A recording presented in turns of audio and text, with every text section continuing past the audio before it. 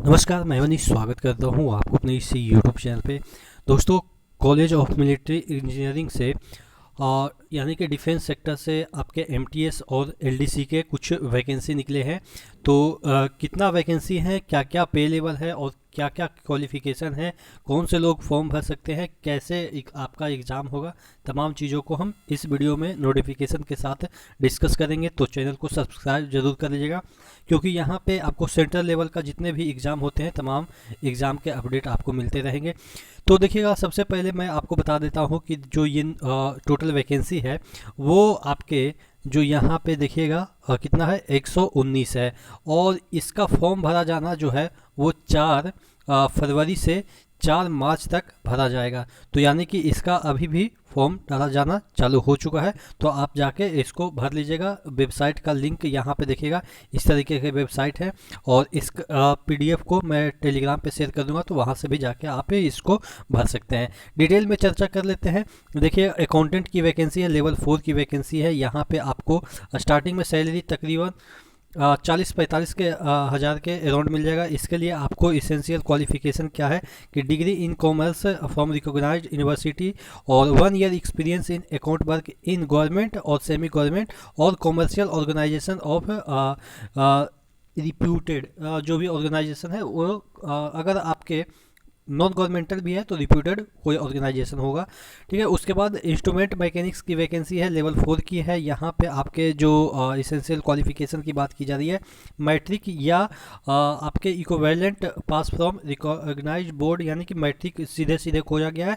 और certificate of, यहाँ पे देखिएगा, craftsmanship ship in the trade of mechanic from an ITI of central government और इक्विवेलेंट 3 ईयर एक्सपीरियंस सर्टिफिकेट जो है वो ट्रेड का चाहिए आपको इंस्ट्रूमेंट मैकेनिक्स में। सीनियर मैकेनिक उसी तरीके से आप देखेंगे कि यहाँ पे आपके 10th चाहिए और यहाँ पे सर्टिफिकेट चाहिए मोटर के आपके आईटीआई के, या 3 ईयर सर्टिफिकेट चाहिए, यानी कि दोनों में से एक चाहिए। ठीक है। अगर आईटीआई के सर्टिफिकेट है या आपके इस ट्रेड में 3 साल का कोई जो है वो एक्सपीरियंस सर्टिफिकेट हो। उसके बाद मैकेनिक माइंडर में देखिएगा, यहाँ पे लेवल 4 की वैकेंसी, यहाँ पे भी आपको क्या चाहिए, 10th चाहिए। उसके बाद should know painting in colour with correct registration setting linking rollers dampers, ये सब जो है वो आपको आनी चाहिए। उसके बाद लेबोरेटरी असिस्टेंट की है, यहाँ पे देखिएगा for applied mechanics and structural laboratory जो है वो इसेंशियल क्वालिफिकेशन बीएससी होनी चाहिए। और essential for applied science school essential qualification जो है वो 12th पास विथ साइंस होनी चाहिए। और अगर यहाँ पे inter science BSc first year या प्री डिग्री प्री प्रोफेशनल चाहिए।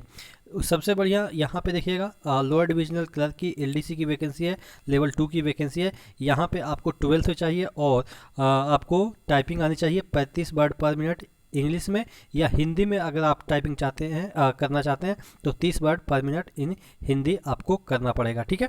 तो इस तरीके से इसका एलडीसी का तो यानी कि एसएससी जैसा है। उसके बाद स्टोर कीपर की है, तो स्टोर कीपर की यहाँ पे आपके 12th खोजे गए हैं और 1 ईयर एक्सपीरियंस खोजे गए हैं स्टोर कीपिंग में, कोई भी सेक्टर से, गवर्नमेंट हो या आपके पीएसयू हो या आपके जो प्राइवेट है, रिप्यूटेड प्राइवेट हो। सिविलियन मोटर की हम बात करें तो यहाँ पे आपके जो है वो मैट्रिक रखा गया है और should process valid civil driving licence for all type of vehicle चाहिए स्टेट गवर्नमेंट के, फ्रॉम स्टेट गवर्नमेंट से आपके सर्टिफिकेट चाहिए और 2 ईयर का एक्सपीरियंस सर्टिफिकेट ड्राइविंग व्हीकल में चाहिए। लाइब्रेरी क्लर्क की वैकेंसी है, यहाँ पे 12th पास चाहिए, 1 ईयर एक्सपीरियंस इन पब्लिक और गवर्नमेंट लाइब्रेरी का एक सर्टिफिकेट चाहिए 1 ईयर का, और डिजायरेबल है certificate in library science from a recognised university institute. ठीक है। तो ये लाइब्रेरी क्लर्क की वैकेंसी है। सेंड मोल्डर की वैकेंसी, मॉडलर की वैकेंसी है, लेवल 2 की वैकेंसी है। मैट्रिक चाहिए, 1 ईयर एक्सपीरियंस चाहिए यहाँ पे, लेकिन कोई ज़रूरी नहीं है। यहाँ पे सिमिलर वर्क है, ऐसा नहीं है कि सेंड मॉडलर का ही हो, उसके जैसा कोई भी वर्क का यहाँ पे एक्सपीरियंस चाहिए।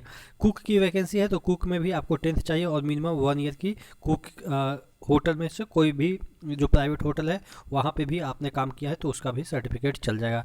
फीटर की हम बात करते हैं तो फीटर की वैकेंसी में अगर हम यहाँ पे मैट्रिक देखते हैं और यहाँ पे ITI खोजा गया है, ठीक है, और यहाँ पे 1 ईयर एक्सपीरियंस जो है वो भी खोजा गया है। मॉडलर की वैकेंसी है, यहाँ पे एसेंशियल मैट्रिक है, उसके बाद यहाँ पे 1 ईयर एक्सपीरियंस इन ट्रेड है। तो ये तमाम एजुकेशनल क्वालिफिकेशन हो गए। आप देखेंगे कारपेंटर की भी है, तो इसी तरीके से electrician, mechanics, black Smith, printer, तमाम जो इसेंशियल क्वालिफिकेशन आप देख लेंगे। सबको पढ़ना पॉसिबल नहीं है। मेन जो वैकेंसी है उसके बारे में आपको बता देते हैं। एक MTS की वैकेंसी है। MTS यहाँ पे देखिएगा, MTS की वैकेंसी में ये लेवल 1 की वैकेंसी है। यहाँ पे सिर्फ और सिर्फ आपको क्या चाहिए, matriculation pass from recognised board या यूनिवर्सिटी या ITI पास, यानी कि मैट्रिक भी रहेगा तो कोई दिक्कत नहीं है, ITI भी रहेगा तो कोई दिक्कत नहीं है, यानी कि दोनों में से कोई एक होगा। तो मैट्रिक तो सबके पास होता है, तो ये MTS के लिए आप एलिजिबल हैं। फिर लास्कार के लिए मैट्रिक चाहिए फ्रॉम रिकॉग्नाइज्ड बोर्ड, यानी कि सिर्फ इसमें लास्कार के लिए यहाँ पे जो है वो सिर्फ मैट्रिक चाहिए। तो ये इसेंशियल क्वालिफिकेशन है। चलिए अब और चीज़ें देख लेते हैं यहाँ पे। क्या क्या जो रिलैक्सेशन, अच्छा एज की बात कर लेते हैं तो 18 से 25 वर्ष, और जो जनरल वाले हैं 18 से 25, और जो आपके कैटेगरी वाइज मिलते हैं छूट वो तो मिलेंगे ही। यहाँ पे आपके जो एग्ज़ाम होंगे वो 1 ही एग्ज़ाम होंगे। ये आपके MCQ टाइप होंगे, ठीक है, और 100 क्वेश्चन पूछे जाएंगे 2 घंटे में। आपके 4 सेक्शन से क्वेश्चन पूछे जाएंगे। यहाँ पे देख लेते हैं कौन कौन से सेक्शन से क्वेश्चन पूछे जाएंगे।